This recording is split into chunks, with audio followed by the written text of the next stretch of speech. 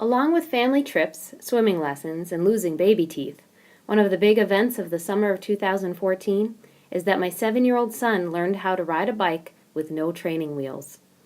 He came to me in tears one day, professing that it bothered him that most other kids his age could ride their bikes, but he couldn't.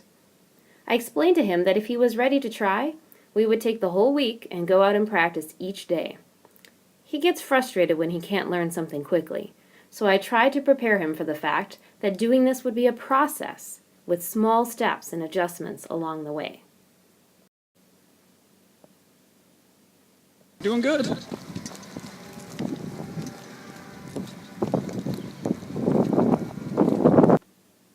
After 5 days of nervousness, setbacks, coaching, and slow confidence building, he was able to successfully ride on his own.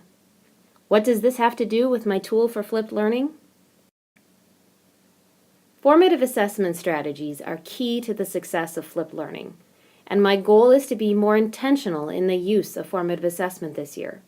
Just like my son on his bike, learning can be intimidating, but with support and adjustments to instruction via formative assessment, all students can feel successful. I have been using formative assessment in my classes sporadically, with web-based tools such as Google Forms, Socrative, and Kahoot.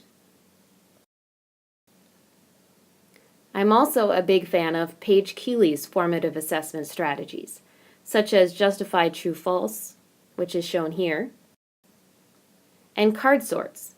This is an example of a tutorial I created to help biology students with a card sort.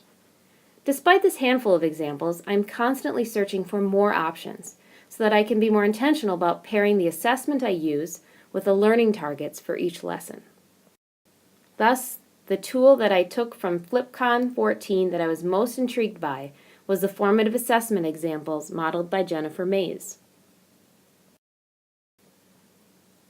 For example, she showed how students could work collaboratively to review and teach using a technique called quiz-quiz-trade.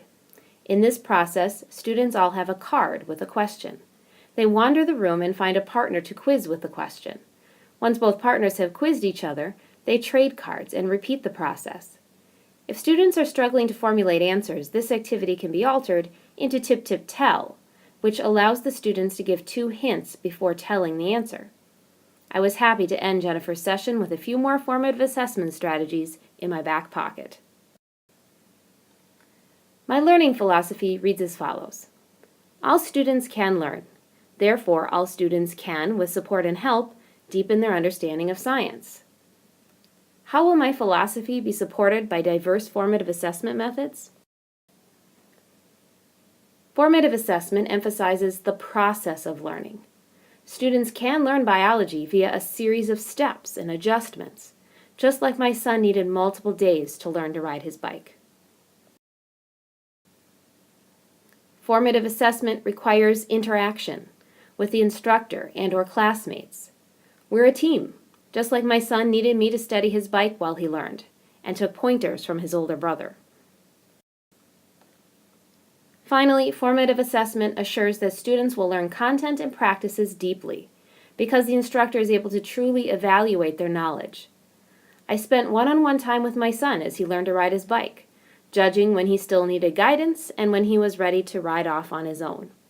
This is the same hope I have for my students, that they are able to delve into their goals, feel supported in their learning, and finish the year with a sense of independence.